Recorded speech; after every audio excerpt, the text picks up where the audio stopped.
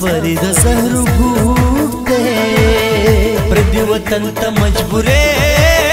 راوسته یما چې ستا به یاد او خبر یم سپلا سنو ستا نامه هر وخت لیکما د سر پسې مې زړګی مات شو خط خبرم په بیننګ پسې بتلما سما ځواني خوري ایرې شوه ستا په ځوانۍ دې الله اور لګوینه خدای دې د زړه په رنځ اخته کا چې لیونی دې په کوڅو کې ووینما کارو د مینې مې علاجو په طبیبانو پسې هسې ګرځېدما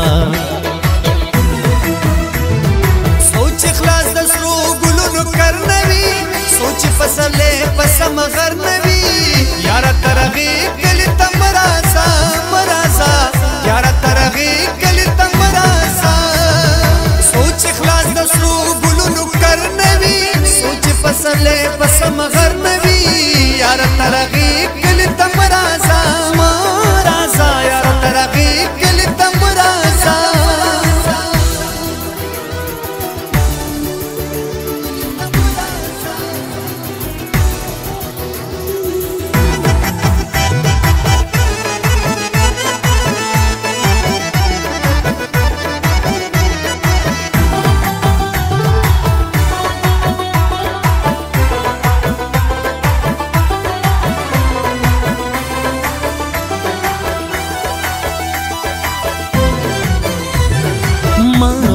سو سو زلو ویل یار د مینو سترګونه منل سوالونه مودي یو شو چې رانغې یار د کلي ورته سر ماښام سهرما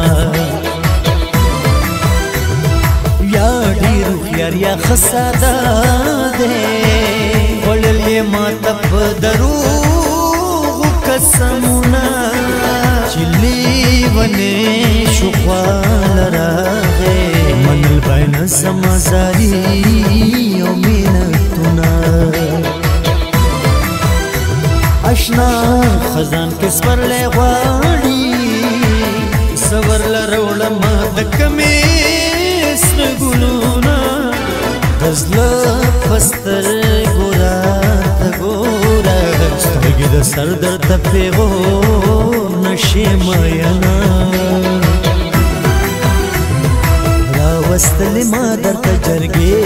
چې نه راتلې بل علاج مې څو پوښتنې چې نه راتلې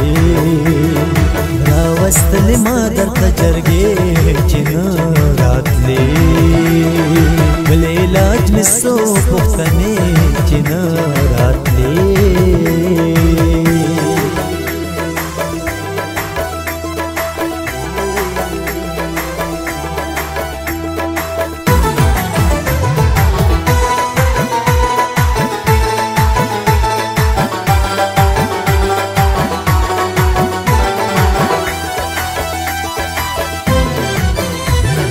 سړګې مې لړلو ماشوم شو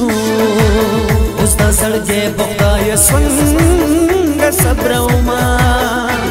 په آخرت بس زما وي د دنیا مې پورنا شول ارمانونه دا غریبي د نور سنا دي خپلوانو زه د خپل ولې دا پاکم غم دی آمختلن ستان بغیر جانا نخون نرکوینا اوز دا ادبار سپاتی نشو مادر کی پلاس لیدالی دی خطنا پر هر زمان دزل د سر شوي سدي په خپل پاتې ژوندون ستومان کړما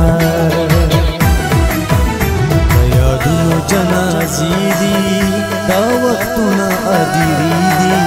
دا ما خان دې پرخه پرخه د یار سترګې لمدې دي ګلابونو جنازې دي دا وختونه اديري دي دا ما خان دې پرخه پرخه د یار سترګې لمدې دي دا ما خان دې پرخه پرخه د یار سترګې لمدې دي